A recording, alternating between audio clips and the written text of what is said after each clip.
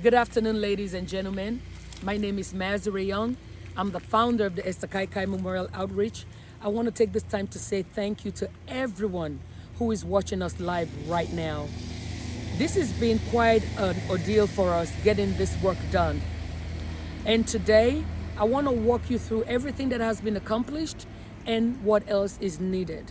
If you could look to this wall, we have fenced an entire acre and a half. Well, we're in the process of finishing the fence. And this is going to be a 10-foot wall. And on the parts of the fence facing the streets, that will be 12-foot wall. We're gonna have huge gates right here. And this would be, we need some metal plates. We need rods for the gates. There's gonna be one gate on this area, and that would be the main gate, which would be right there, and I will get to that shortly. Now, if you can see, we have started to secure the building by doing guards.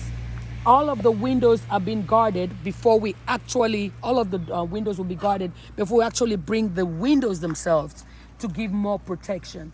We have here the outside kitchen, which also have guards. Now, this is Africa, guys. I know in the US most times we don't want to have guards, but in this country it is a must for the protection of the children and the staff to make sure the entire place is being guarded. We have the height that we need to protect them, and what we are going to do is do electric fence all around these high walls to make sure no one can penetrate this building. So I'm going to try to walk fast. Now, with all of these things that I'm showing you, we need over 4,000 bags of cement. And let me just run this by you. I try to write it down to make sure I don't leave everything out. We need cement to make over 17,000 blocks. David, point to those blocks. Those are cement blocks that we use to stack up to do the fence walls. Now, we also need to do an outside bathroom. These children will be out here playing most of the time, and they're not always going to run inside. So the next thing that we need to do in about two weeks, basically, is to build outside bathrooms. So we need to have more blocks. It's going to be 2 bathrooms, 2 toilets, and 2 showers. And we'll have an area in the back for the generator to make sure we have that for backup. All right. Also, we need an area for the animals. We have goats, we have sheep, we have chicken, and we're going to try to actually hatch our own so we can have eggs. There's one of them right there as I'm talking. We have an acre and a half that needs to be paved. The whole area will be paved. I would say maybe 70% of the grounds will be paved. Another 25% we will have some green trees and plants or grass, so we have some green areas. But in the back we have just nothing but land, so we made provision for that. I'm going to walk you guys through inside. We need to complete also what's called the oversight, and I'm still talking about the cement, why we need such a huge amount of cement to finish this work. About 4,000 bags. We're doing an oversight, and basically what that is, we'll have to put cement, stone, sand, and iron to level the grounds, the entire grounds on the inside before we can actually do the tiles. So that's one of the things that we need all of these cements for. Now, as you can see, look at the weather. It's dark. It's been raining cats and dogs. And so we have to make sure we keep this fence from falling over. I call it a wall because really it's a wall. So we have to have iron rods all the way here to help with the water. Let's show this, David. This is what happens when it rains. So we have to have really strong drainage to make sure the water does not destroy the wall. So what do we have to do? We have to have iron bars, iron rods like these. We have to have drainage coming through to get this water out of the property so the walls doesn't fall over. So what do I need to talk about? Plastering, another thing that we need with cement. We have plastered the walls. Let me tell you what that means. Plaster is when they take, I'm sorry guys, this is Africa. It looks like people are washing outside while I'm trying to do a video. Could you please take care of, no, we don't want to see all of that. Sorry guys. We need to smooth the walls. That's what's called plastering, smoothing the walls.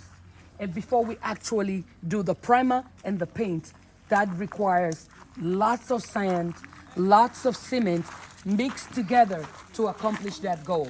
So there you have it. Let's point the camera to the guys that are working right now in the rain to make the 17,000 blocks that we need. These men work all day to get this done. Hey guys, thank you so much for your hard work. And now, if I can draw your attention to the security area. This is where the security guard will be posted. We will have security person on the grounds, 2 shifts, 12-hour shifts. So we'll have someone here watching the place with cameras all over, ensuring the safety of the children. Now remember, we will have windows on the inside.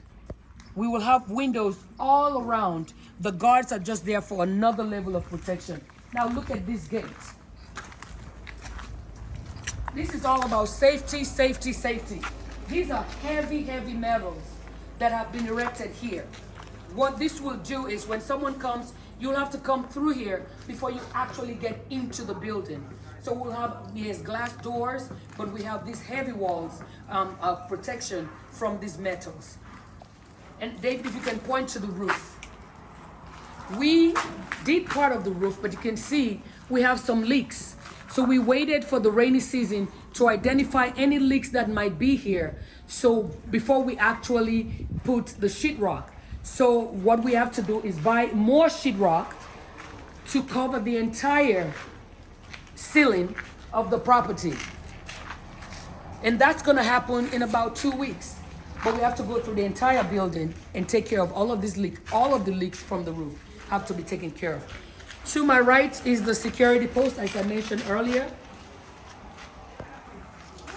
To my left, this is the receptionist room, and the administrative room is on the outside.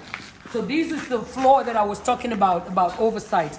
We have to have several hundred bags of cement all the way here, all the way through to level this area because an area was sinking. So we had to remove everything to make sure we secure the grounds. We still need electrical cables. Some areas are missing cables. Most of the cables are in, but we need to buy some cables in order to finish the work. So I talked to you guys about windows, but also we need doors. We have to have the main door, which is right here. This will be a main door, and this has to be a steel door. Well, we will do some steel and glass since we have this door on this side. We also have to have, let's take them to the outside kitchen. While we walk into the outside kitchen, this is the inside kitchen. You see the plumbing, water line, and all of these things are in place to get things ready for us to do what we need to do. We have a pass-through here for the cooking outside. We have huge African pots that we don't have commercial grade kitchen right now. So most of the cooking will be done on the outside. This is going to be exposed, but this area is going to be covered. So while they're cooking, most times they cook with charcoal. So we want to make sure there is an area for that to escape. And we'll have stove on the inside, but then all of the charcoal cooking will happen on the outside. And David, let's point to the storage room.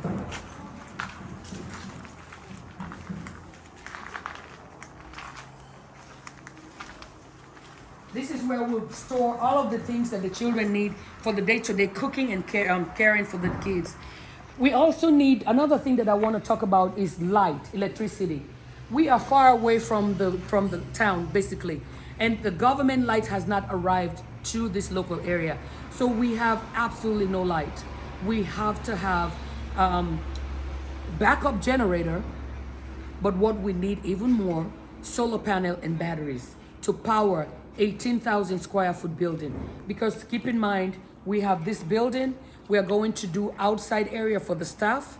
We're going to have an area for the children to have classrooms. We're going to have the outside bathroom, and we have an area for the animals. So all of these buildings combined will be about 18,000 square foot building. We have to power all of these buildings, and we need a backup generator. Because what happens, like right now, it's raining. When it's raining, there is no sunlight.